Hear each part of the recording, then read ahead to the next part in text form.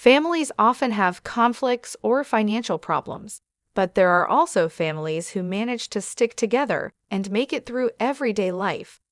It's pretty clear which one is happier, don't you think? My name is Rachel. I've been called an oddball since I was a child. I don't know what's different about me. I just know people say I'm different. Being called different isn't the problem. The real issue is being ignored by my own parents. This led to a lonely childhood for me. I've always been sensitive to people's emotions and can somehow understand what they're thinking. I don't know why I can do this. It's not like I can always see or feel it, but it's as natural to me as moving my hand or breathing. I found it strange and couldn't understand why others couldn't do the same. There was a time when I felt a bad vibe from a colleague my father brought home from work. I warned my mother to be careful with that person, but she didn't listen. Later on, that colleague tricked my father into signing a contract as a guarantor for a loan.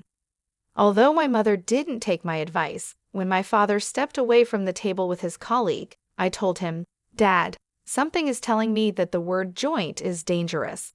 I don't know what joint means, but please be careful." So my father hesitated and refused to sign as a joint guarantor.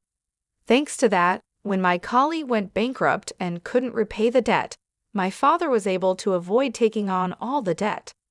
Another day, when I was shopping with my mother, I felt a wave of discomfort coming from behind us. When I turned around, I felt this bad feeling coming from a man wearing sunglasses and a hat. I said, "Mom, let's take that side street." I grabbed my mother's hand and moved to the side street. My mother was confused and asked what was wrong, but just as we moved, we heard someone shout, "Thief," from the street we had been on. The man with the bad vibe had snatched a woman's purse and ran off. The woman fell and got hurt badly. If we hadn't moved to the side street, the man's target would have been my mother. Things like this happened often, and people started to think I was strange and mysterious. My parents began to avoid me, and I felt lonely and isolated. What seemed normal to me was not normal to others. I started keeping my thoughts to myself. I stopped expressing my feelings because I knew normal people don't feel what I feel. If I didn't say anything, they wouldn't think I was weird. I would just be like a normal kid. I have a sister, Julie, who's 4 years younger than me. Unlike me, Julie is a regular kid. As the years went by, I became more withdrawn, but Julie just got cuter and more charming. It was clear who everyone preferred. Our parents started to favor Julie over me. They would say, "Julie is such a lovely girl, but Rachel seems to be a bit on the darker side." They noticed I had become less odd lately, but still thought I was different. What they called odd was me not talking about things only I could sense. It was my way of dealing with the world. I was tired of how this ability of mine was torturing me, so I tried hard to suppress it. I wondered if my attempts to hide myself and appear normal were making me seem abnormal, or if once labeled as the odd kid, that image just couldn't be erased. I grew up without much love from my parents. On the other hand, Julie received all the love, including what should have been mine. Julie, who was spoiled and pampered, sensed our parents being cold and distant toward me. She started to look down on me. "I don't like being around you. Your gloominess rubs off on me. I'm so cute, but your loner image brings me down." Julie started to insult me whenever she got the chance. Our parents lightly scolded Julie, but they never seriously tried to correct her. When I was in 8th grade and Julie was in 5th grade, she was scouted by a talent agency on the street. I knew it. It's because I'm cute. They said I could even appear on TV, Julie said, pleased with herself. She started dreaming big, and our parents didn't seem entirely against it. "You should calm down and think carefully." I sensed something shady about this. I spoke up, expressing the intuition that I had long suppressed because I didn't want Julie to get into trouble. Julie, who didn't know about my unique ability, said, "What's your problem? Are you just jealous because you're not cute and nobody approached you? Don't say weird things and stop interfering with me." She seemed furious, Even my parents, who knew about my ability, either forgot about it or were too excited about Julie standing on the glamorous stage. They sided with Julie and criticized me. After that, I resolved to remain silent again. I told myself that there was nothing good in saying unnecessary things. One day, a student teacher came to my junior high school. He was a male college student who graduated from the school and wanted to be a physical education teacher. As he shared his dreams about education and gave a strong greeting, the teacher and students, especially the female students, were charmed. When he responded cheerfully to the girls' excited cheers, I sensed a dark aura from him. I had always vowed to hide my unique abilities, but seeing my classmates potentially in danger, I decided to break my self-imposed rule. I chose a teacher who seemed understanding and talked to her. "I know this is sudden, but please believe me and help me," I said. The teacher was puzzled by my sudden request, but agreed to stake out a certain location after school, just as I asked. I didn't tell the teacher the details. I had no reason to think she would believe me, but the fact that she agreed to help without any explanation made me think she wasn't an ordinary person either. The next day, the school was in an uproar. The male student teacher was arrested for violating a public nuisance prevention ordinance. The location where the teacher staked out was near the girls' restroom. Within 10 minutes of starting the stakeout, the student teacher appeared, entered the girls' restroom, and installed a video camera. The teacher caught him in the act. Thanks to that, the female students were saved from being secretly filmed, and their dignity was protected. Meanwhile, my sister, who had joined the talent agency, was proudly telling everyone about it. But there were no real lessons or auditions. She only had to pay expensive membership and lesson fees. Then, suddenly, the agency closed down, leaving an empty shell. In short, my sister was scammed. She cried and screamed, directing her anger at me.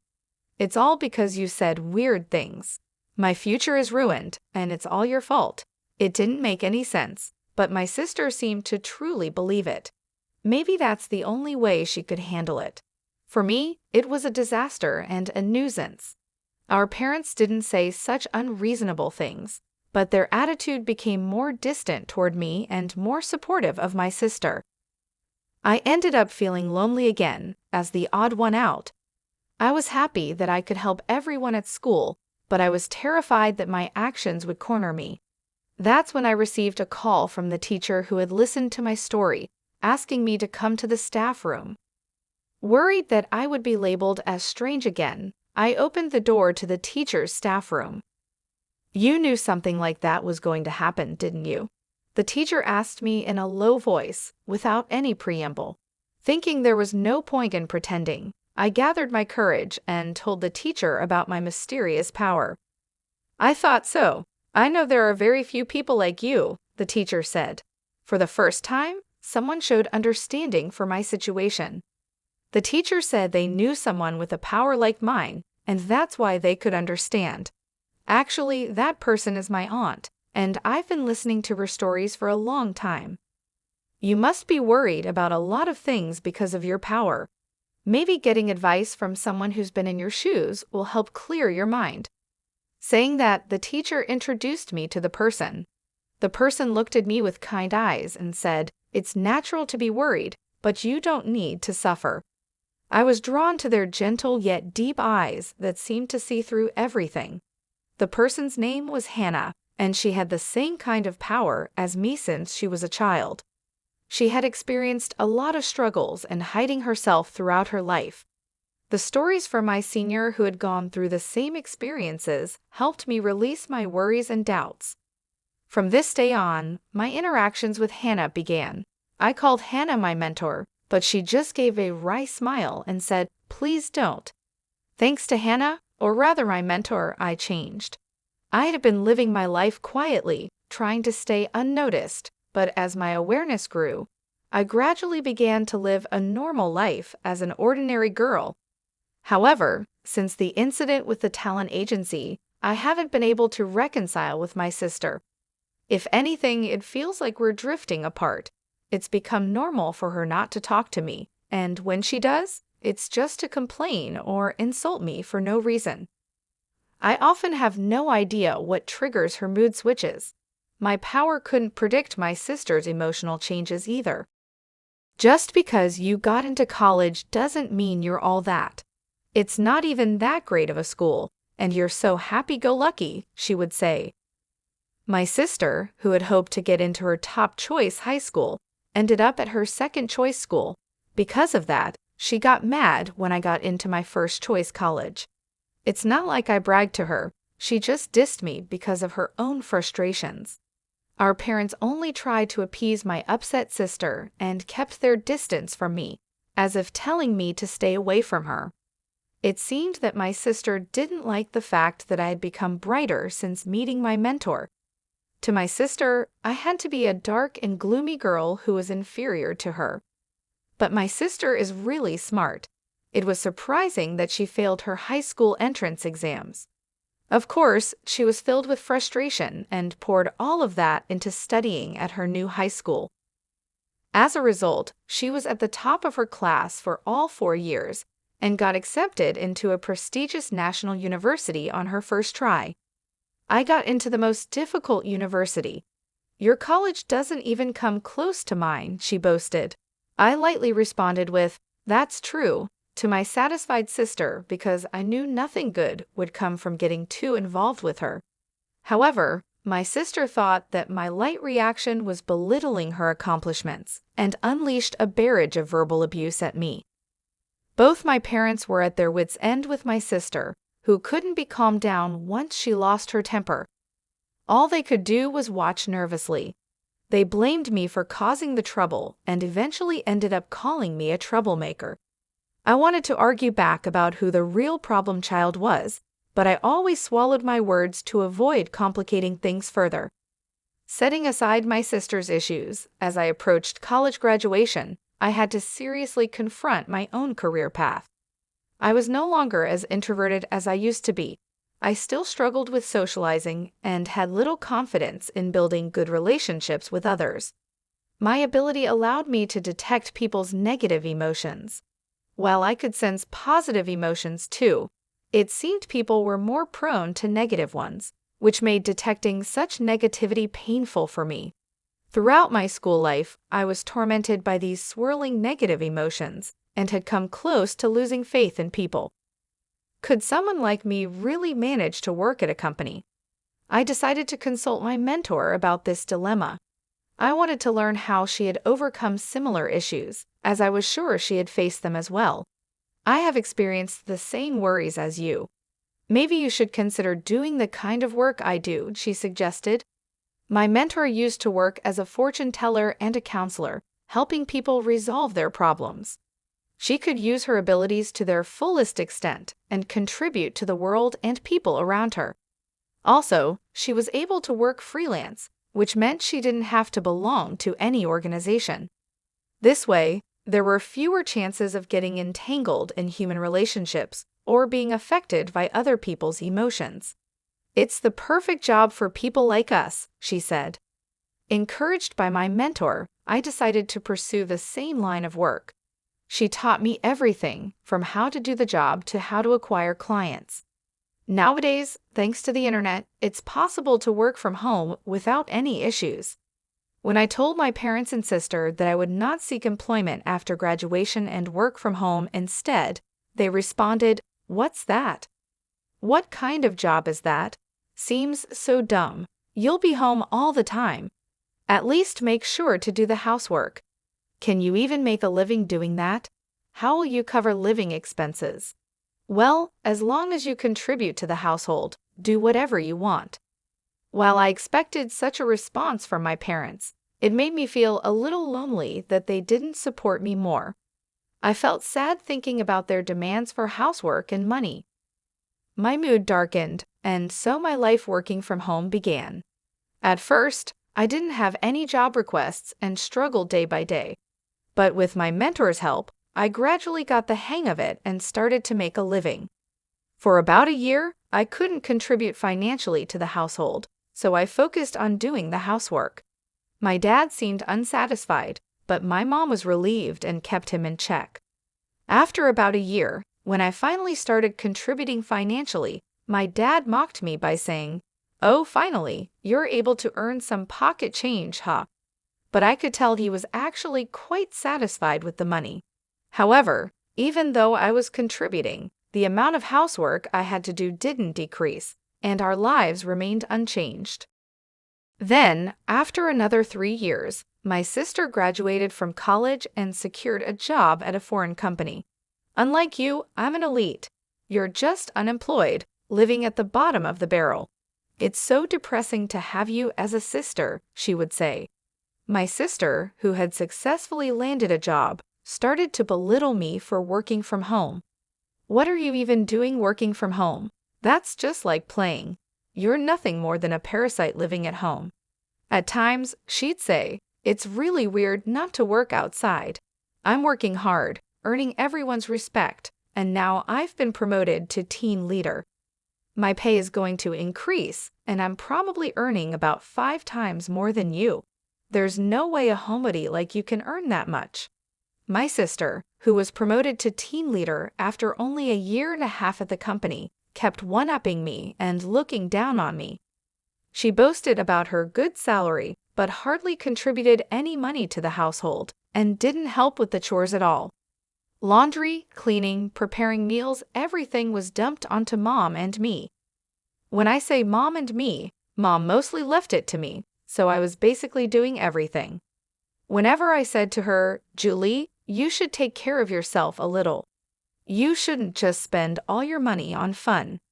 You should contribute to the household too," she just dismissed me, saying, "You, the unemployed, can handle the chores. I'm saving my money for my future." Our parents also just let her do what she pleased for some inexplicable reason of, "It's Julie, it can't be helped." I was used to my current lifestyle, and it was a comfortable environment for me to work, so I wanted to keep it that way. But I was starting to consider how to take care of myself. Then came the bombshell announcement from my sister. Without any prior warning, both our parents and I were taken aback as she continued, "He's a real elite with an annual income." She sneered at me and added, "Marriage is just a pipe dream for someone unemployed like you, isn't it?" She said she would bring her boyfriend over the next Sunday. With the rapid succession of sudden developments, Sunday came, and we were still reeling. The man my sister brought along looked like a successful young man, impeccably dressed in a sharp suit. "Nice to meet you. My name is Jack," he said. "I would like to ask for your permission to marry Julie," Jack said, greeting us properly and showing good manners. "Isn't he wonderful? Just as I said, I'm going to be so happy with this man," Julie gushed.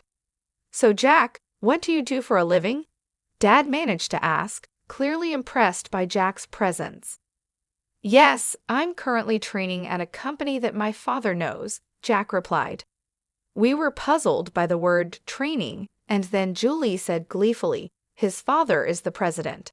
He's training now to take over the presidency in the future." My sister seemed over the moon about becoming a future president's wife. Afterward, we had various conversations, and Jack left stylishly. There were a few things that made me raise an eyebrow during the conversation, but my parents were thrilled with the high-status man. However, I felt an inexplicable dark shadow from that seemingly refreshing and good-natured man, Jack. It was something only I could sense, so I didn't know how to explain it. I could no longer remain silent, fearing that marrying a man with hidden issues would make my sister unhappy. "Julie, you've only been dating him for less than 4 months. You might want to understand him a little more before deciding to get married," I cautioned, driven by a strong gut feeling. "Sis, he's an elite and a future CEO. You won't find anyone better than him." "Oh, I see, you're jealous, aren't you? You're bitter because you're comparing your life to my happy one." "Poor jobless sis," she retorted. Even our parents got angry at me for interfering with Julie's happiness. "You're just unemployed, so at the very least, stop interfering with your sister's happiness," they said. It was clear that our parents were hoping to secure a comfortable old age by marrying Julie off to a wealthy man. Frustrated by my inability to effectively communicate my concern about the dark shadow I sensed looming over Julie, my head was spinning. In the meantime, the two got engaged, and a meeting between both families took place. Jack's parents, like him, carried an air of freshness about them, but I felt the same ominous cloud hidden behind them. However, I was unable to convey this danger to my overjoyed sister and parents. Before I knew it, the day of the wedding had arrived. The CEO of our company is attending today's reception. Can you comprehend how much I'm appreciated and anticipated in my company? I guess it's a kind of honor that a shut-in like you wouldn't understand, my sister said gleefully before leaving the house. She always included some derogatory words directed at me. At the wedding ceremony held at a hotel, the couple who pledged eternal love to each other entered the reception hall. Watching my sister, who was beaming with joy, I worried about how long this happiness would last.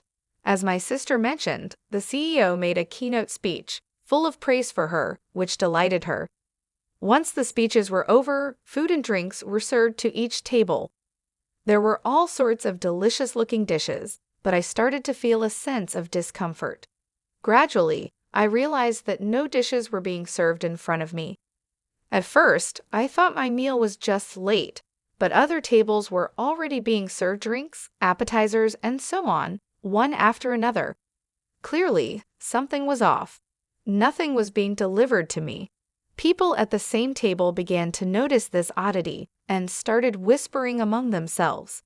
At that moment, my sister came over to me and whispered into my ear with laughter in her voice. We didn't prepare free meals for the unemployed. After all, it's such a waste to serve such food to a jobless person. You should just eat potato chips at home. Just leave your gift money and go home. This outrageous remark was spoken loudly in my ear, and my ears rang. Jack, sitting at the groom's table, was grinning and nodding. Even our parents, who at first seemed surprised, said, "Well, it's true, Rachel is jobless after all." I was first taken aback. Then a wave of anger surged up within me. I never thought you'd stoop this low, sis. Mom and Dad, this is unacceptable. How could you accept such rudeness? My parents just scowled at me, never bothering to reprimand my sister. Fine, I get it. I'm leaving, but don't come crying to me later, I said. You sound like a sore loser, she shot back. Amidst the chaos of this unbelievable turn of events, a man suddenly stood up. Sorry to interrupt. I'm the groom's brother, Larry. My brother and parents are trash, but it seems the bride is even worse. I can't take it anymore, said the man who introduced himself as Larry. He continued, Dad, your company went bankrupt 5 months ago, didn't it? Pretending to still be a CEO is just a scheme to mooch off the bride and her family. Jack will never become a CEO. He's planning to leech off his wife while pretending otherwise. He's unemployed now. Larry's words caused a commotion among the guests, but my sister was the most heated. What do you mean you lied to me? What do you mean unemployed? She demanded, her face turning from red to blue, her eyes welling up with tears. Our parents, their assumptions proven wrong, began to yell and curse. The anguished cries of my family echoed throughout the venue. The groom and his parents remained silent, looking sulky.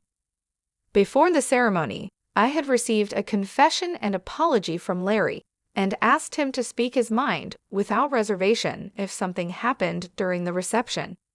As my sister was berating Jack with a wrathful face, another man couldn't take it anymore and stood up. It was the president of my sister's company.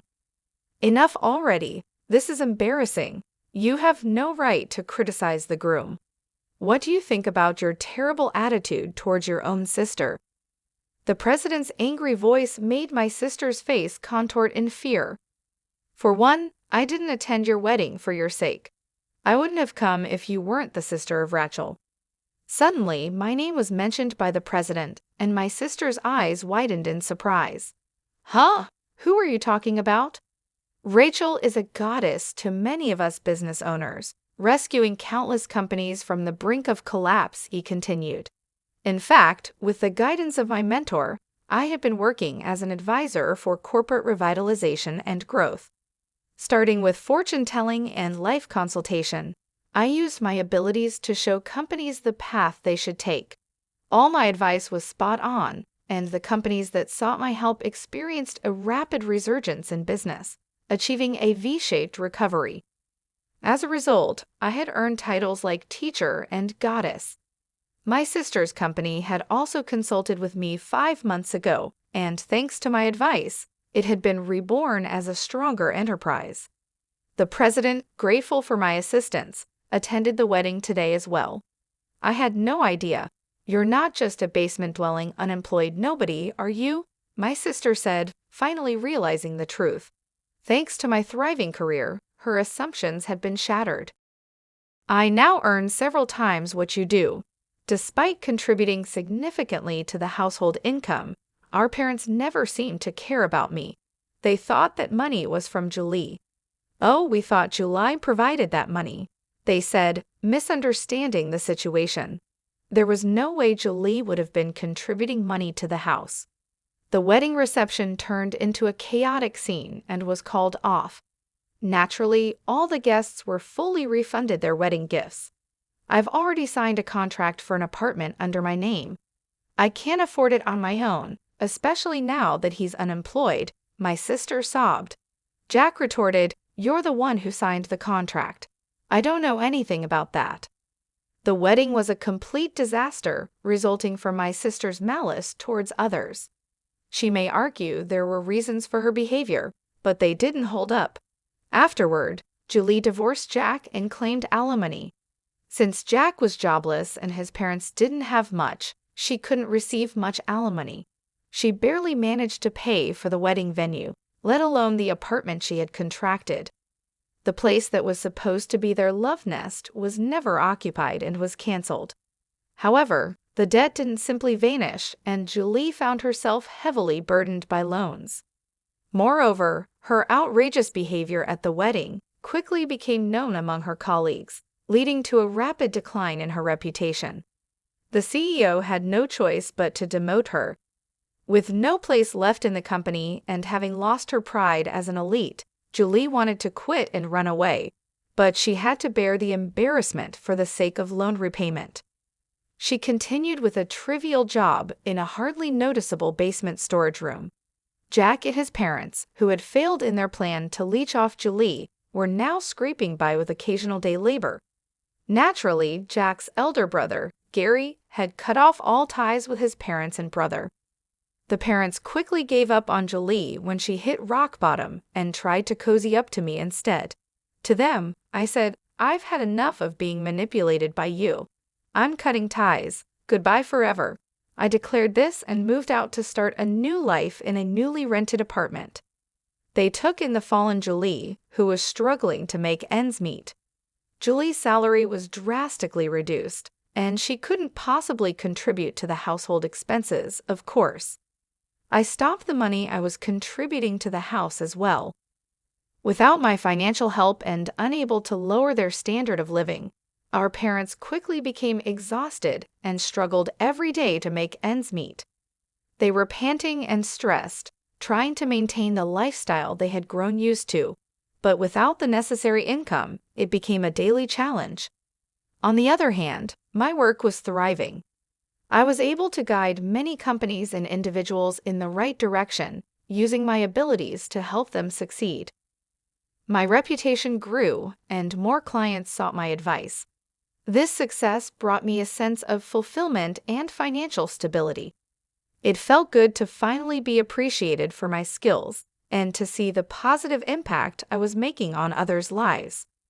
After the wedding incident, I started dating Larry. He had been so honest and brave during that chaotic time, and we grew close. He recently proposed to me, and I accepted. If everything goes well, marriage could be in our future. Larry is a man of pure heart, with no dark shadows lurking within him. Unlike the people my sister had surrounded herself with, Larry was genuine and kind. I'm looking forward to building a happy life with Larry. Together, we dream of a future filled with love, mutual respect, and understanding. With him by my side, I feel a sense of hope and excitement for what lies ahead. We've talked about our plans, our dreams, and how we want to support each other in everything we do. As I reflect on everything that has happened, I feel a mix of emotions. I am relieved to have cut ties with my parents and sister, who never appreciated me. I am proud of the person I have become, despite the challenges I faced, and I'm grateful for Larry, who has brought light and love into my life. Looking forward, I see a bright future. I am excited about the possibility of marriage with Larry and the life we will build together. With him, I know I will never have to hide who I am or feel unappreciated. Our love and partnership are based on honesty and mutual support, and I can't wait to see what the future holds for us.